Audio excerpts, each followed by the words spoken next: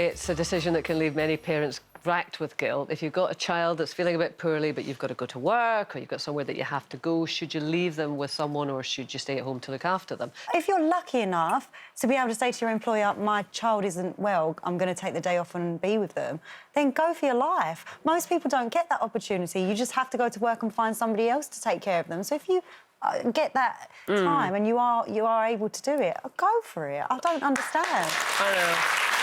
Also, she... at the award ceremony in the evening, she'd already met the winners. She'd had them over for afternoon tea. So she'd met them and done that at Kensington Palace. And you kind of think... they sort of said childcare issues, but it wasn't really, because when you read between the lines, it was that one of them was in, and it said she couldn't find the appropriate childcare. So I suspect, you know, probably if her mum had been available, she might have thought, OK, because the kids know them really well. But you don't want to leave your kids with someone they don't know very well. It's like there's no shortage of ways to feel guilty or to be made to feel guilty, is there? But, I mean, that one in particular, especially if it's a wee one, you know, that they want you, don't they? I still got that achy feeling at the memory of, you know, when they're sort of lying on you, when they're about sort of that big, I don't know what that age, and they're lying on you, and they've got their head, and they're a bit snotty, and they're a bit sweaty, and their arms are just over you like a dead weight. And you think, how am I going to peel? I've got to peel them off and give them to somebody else. And the thing is, you know, like my girls adore their dad. In fact, Dad is definitely the favourite. But when it comes to being ill, they've always wanted me. Yeah. And so and You're the chicken guilt, soup, you are. Oh, God, I'm chicken soup. I am. It's what they need me for. Is that? I mean, socially, like in a social situation, I wouldn't even think twice. Would you not be torn I at would all? not go out if my child was ill like that. If it's that one, then no, I couldn't. And the snotty nose. And the snotty, and just the Mummy, it's just murder.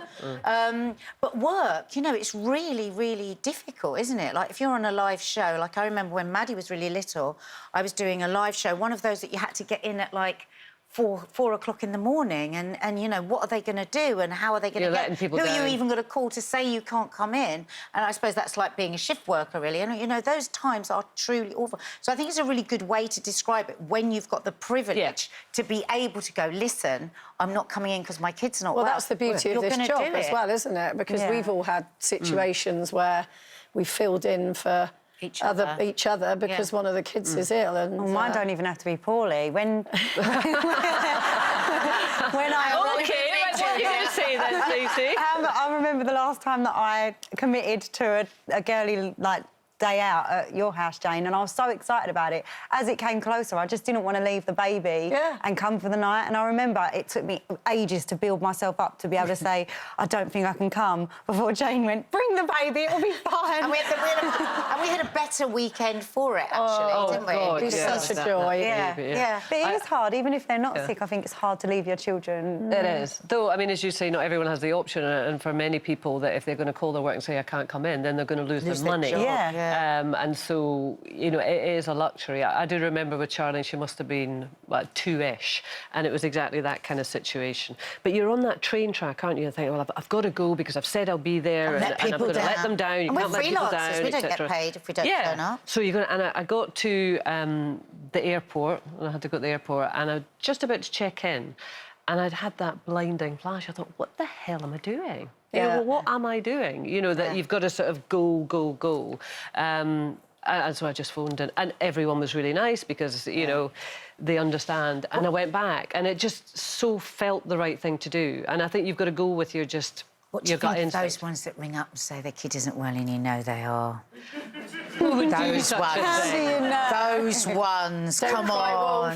We do know, you know, sometimes those ones that pretend. Oh, but I've done it so many... Not said that my children... No, I don't You really are going off grid today, Stacey. I haven't She's gone wrong. I can't come in and putting up a Christmas tree.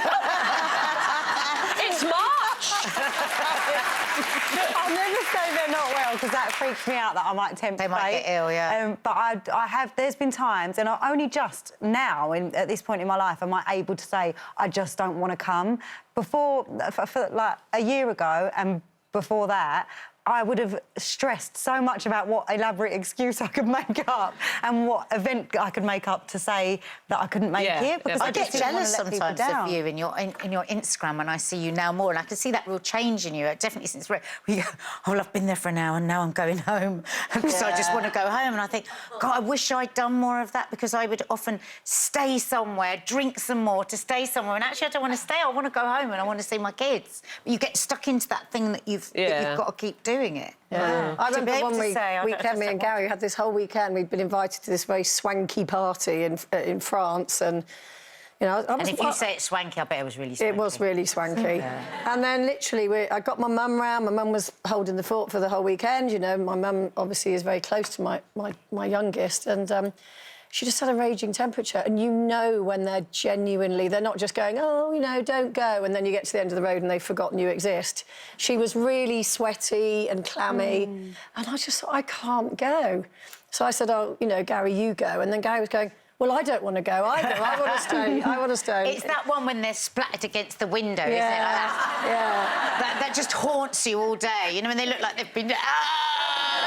I used to put my head... Well, obviously, don't try this at home, but I used to, like, put my head by the radiator, hoping that my mum would give me a temperature. Oh, yeah. So that she didn't go and I leave did the me. same thing. I did. I used to do that a lot. I always just say, well, I'm not well, could I have some hot chocolate? And so she brings some hot chocolate and the thermometer. My mum was a woman with a thermometer. I said, oh, I'll try the thermometer in the hot chocolate. Oh, Mum, Me and my see what sisters it's used like. to put soup, I've nearly said the name of the soup, we used to put tin soup into the toilet and pretend it, and then flush it, have it round the edges, like it's stuck. That is a really good one.